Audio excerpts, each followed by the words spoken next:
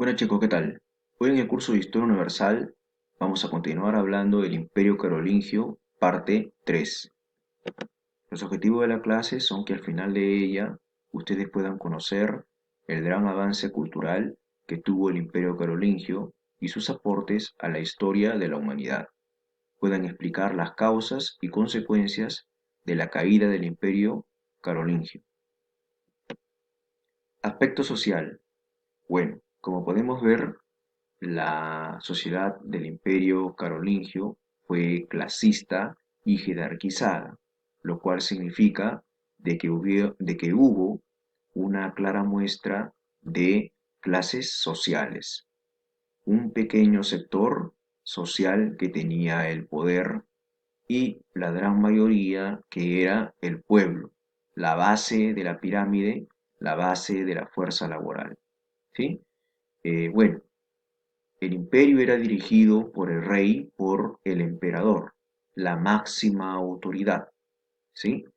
Luego tenemos a los Misi Dominici, que eran pues los dos funcionarios que se encargaban de fiscalizar a los representantes públicos del imperio. Eran dos personas de confianza del emperador. Luego tenemos a los Basi Dominici. Los Basi Dominici son los vasallos del emperador, ¿no? Tenemos acá a los marqueses, a los condes y a los duques. También tenemos a los funcionarios del palacio, por ejemplo, al chambelán, al archicapellán, etc. Y los funcionarios eclesiásticos, es decir, los religiosos, como por ejemplo los párrocos. También tenemos acá a los obispos, arzobispos, etc. Y el pueblo conformado pues por los campesinos, artesanos, pescadores y pastores. En el aspecto cultural, el Imperio Carolingio representó una restauración de la cultura grecorromana, ¿sí? En otras palabras, eh, como te mencioné desde un principio de esta clase, el Imperio Carolingio tenía entre sus objetivos restablecer el Imperio Romano Occidental.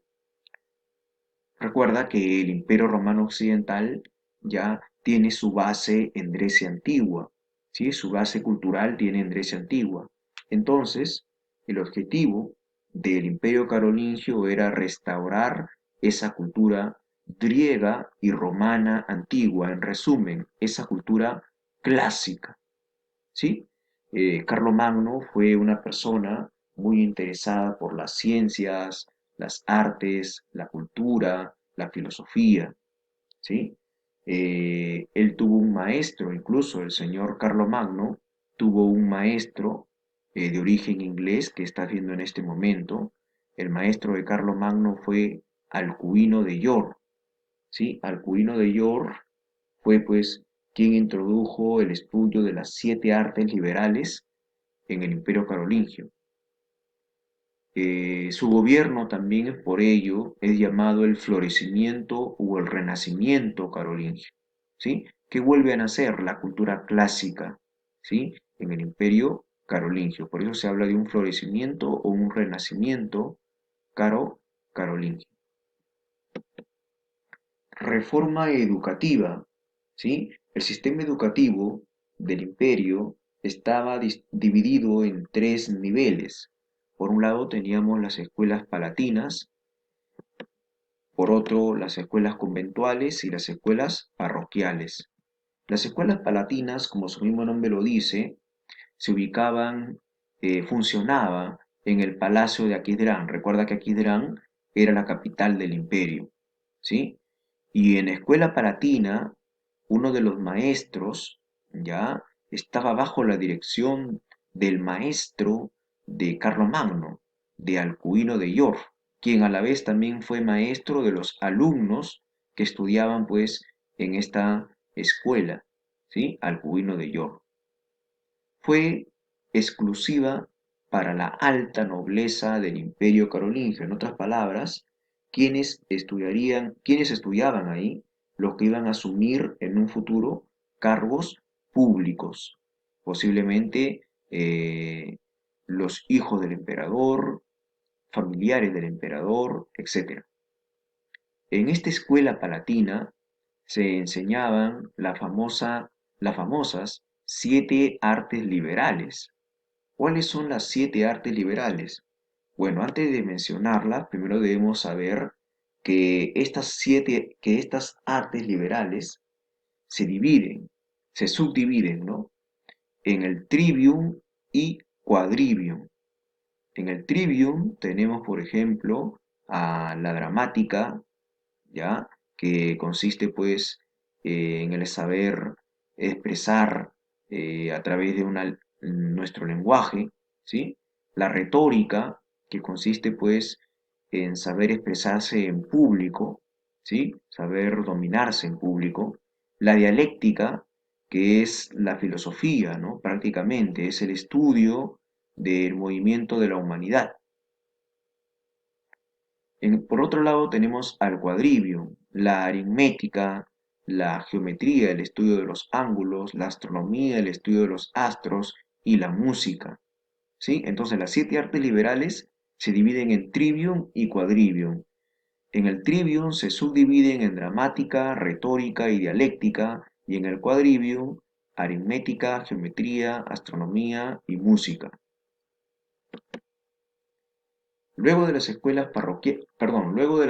palatinas, tenemos ahora a las escuelas conventuales.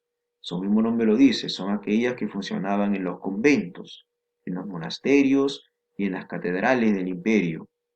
Era exclusivamente para la formación de las futuras autoridades eclesiásticas o religiosas, es decir, por ejemplo, para formar a los párrocos, obispos, arzobispos y, por qué no decirlo, también a un futuro papa.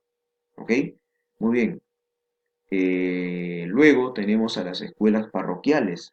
Las escuelas parroquiales se llaman así porque se enseñaban, o bueno, se ubicaban, perdón, en las parroquias, en las iglesias, ¿ya? Era exclusiva para el pueblo, donde se enseñaba, pues, lo básico para la población, como es la alfabetización, es decir, les enseñaban a leer y a escribir, y también el cálculo matemático, es decir, las operaciones básicas de las matemáticas, como son la suma, la resta, la multiplicación y la división.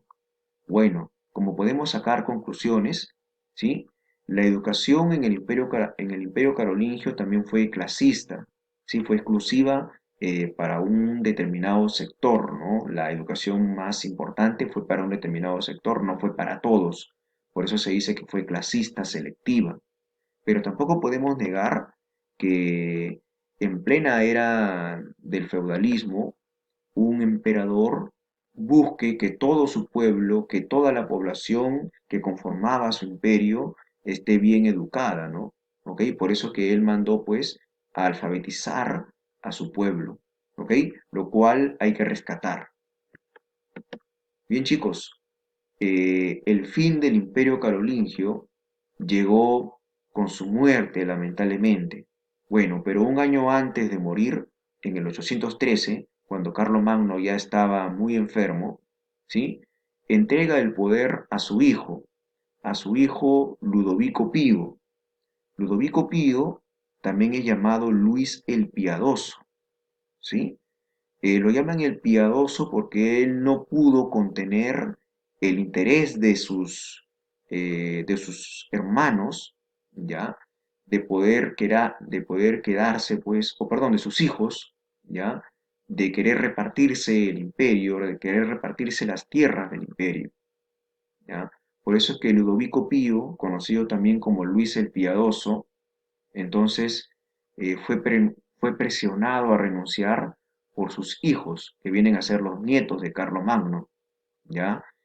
Pero no, él entrega el poder primero a su hijo Lotario, como sucesor absoluto del trono. Pero esto desencadena una guerra civil con los otros dos hermanos de Lotario, con Carlos y con Luis, ¿sí? Así se llamaban. Entonces, esta guerra civil que hacen estos dos hermanos contra Lotario, ya que a él nada más le había entregado los territorios, ¿no? Entonces, desencadena pues toda una guerra civil que finalmente termina con la firma de un tratado llamado el Tratado de Verdún, firmado en el año 843, donde estos tres hijos de Ludovico Pío se reparten las tierras del imperio, se dividen las tierras del imperio, ya entre los tres hijos de Ludovico Pío o Luis el Piadoso. Tenemos por eso Lotario, que va a tener la región central, ¿sí? Lo que actualmente es, por ejemplo, una parte central de Francia, la parte oriental de Francia y también Alemania. Es conocido como el Reino de Lotaringia. Luego tenemos a Luis el Germánico.